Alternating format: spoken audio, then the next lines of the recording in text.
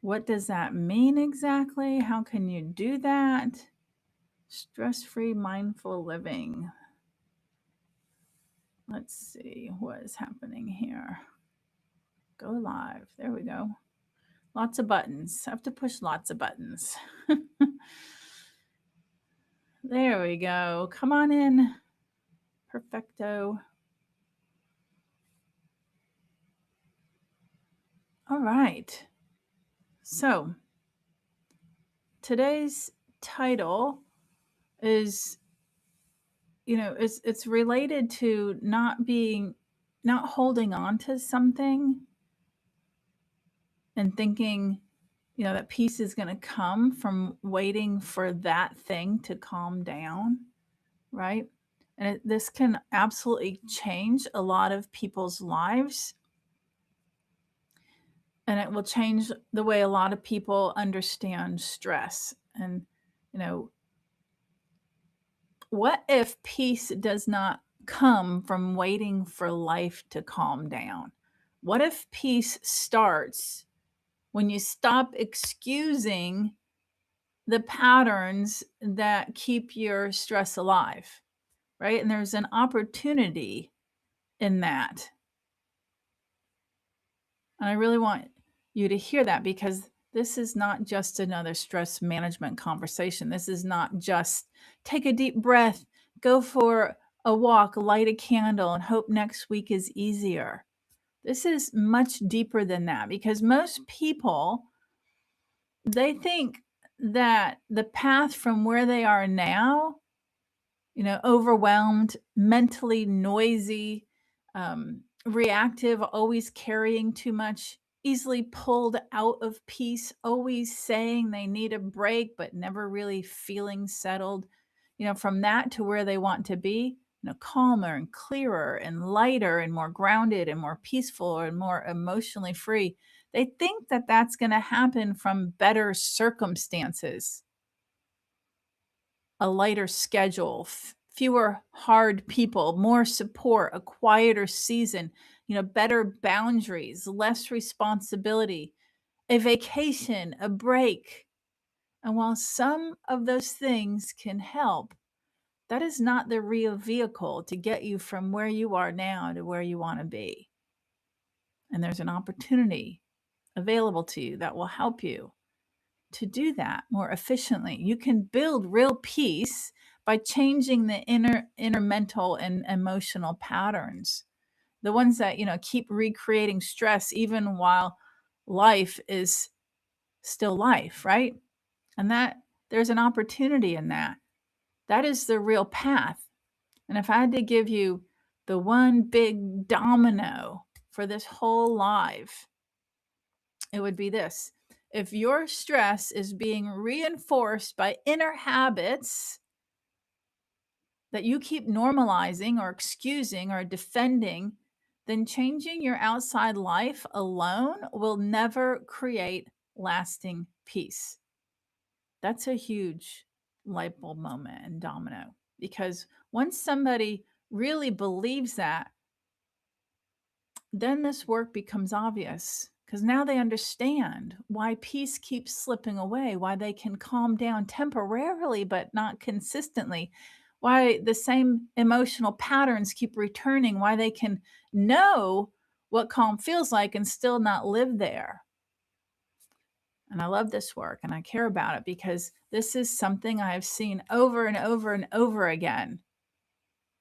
Right? People would come in saying they were stressed because of life, because of pressure, because of responsibilities, because of work, because of family, because of what was happening around them.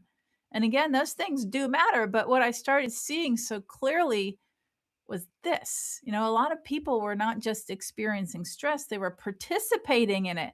They were feeding it. They were keeping it alive with the same inner habits every single day, while still hoping peace would somehow arrive from the outside. And that was an epiphany, right? I saw people who said they wanted peace, but they were still rehearsing problems all day, saying yes when they meant no, making everything urgent, mentally carrying 5 things at once, doom thinking. replaying conversations, reacting fast, over explaining, trying to control what they could not control, living in inner pressure and excusing all of it by saying, well, I just have a lot going on. And I remember realizing so clearly people cannot build peace while still defending the patterns that destroy it. And that changed everything because then stress was no longer just something happening to them. It became something they could start telling the truth about. And once people tell the truth, they can change. And that is why this opportunity is so powerful. It gives people their power back. So let's go through a few secrets that I want to share with you. Number one, this is a false belief and that the vehicle of what's going to take you from where you are now to where you want to be. And people believe the vehicle that gets them to peace is better circumstances, right? Less to do, fewer difficult people, more support, a break, a slower season, or the occasional calming tool after they are already overwhelmed. That is the vehicle they've been using. And again, I'm not against rest and I'm not against practical help. And I'm not against making changes in your life. And that is, but it's not, the actual real vehicle that's going to get you to where you want to be permanently, because a person can get a slower week and still be mentally frantic. Right? They can get a day off and still not feel peaceful. They can remove one stressor and still recreate the same inner chaos somewhere else. And why is that? Right? Because the real issue is not just what is happening outside, it is the inner pattern. The old vehicle is waiting for life to calm down, and then maybe you'll feel peace. But the true vehicle is to retrain the mind and habits and beliefs and patterns and subconscious programming that keep generating and reinforcing stress. That's the real vehicle. It's the mental game. It's the mindset shift. It's the internal pattern change. Because if the operating system is still urgency and overthinking and reactivity and control and people pleasing and mental pressure, then peace cannot stay. So no, better circumstances alone are not the path. The true path is changing what keeps, participating in the stress from the inside. And that's what I want. That's what I actually help people to do. And then the second secret is related to, this false beliefs that you carry around about yourself. It's a internal false belief. This is where people think, things like, maybe I'm just a stressed person. Maybe this is my personality. Maybe it's always been this way. Maybe I care too much. Maybe I'm just wired like this. Maybe, peace is for other people, but not me. Maybe it's just adulthood, right? Maybe this is what being responsible feels like. And I really want to slow down on that for a moment, because what many people are calling personality is actually practiced patterns. That is a shift. It's not identity.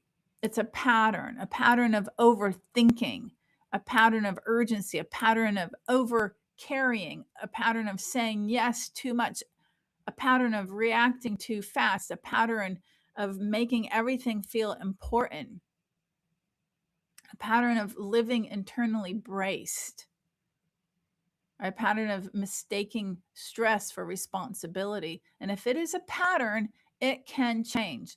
And that is good news, because then the question is not, what is wrong with me? The question becomes, what have I normalized?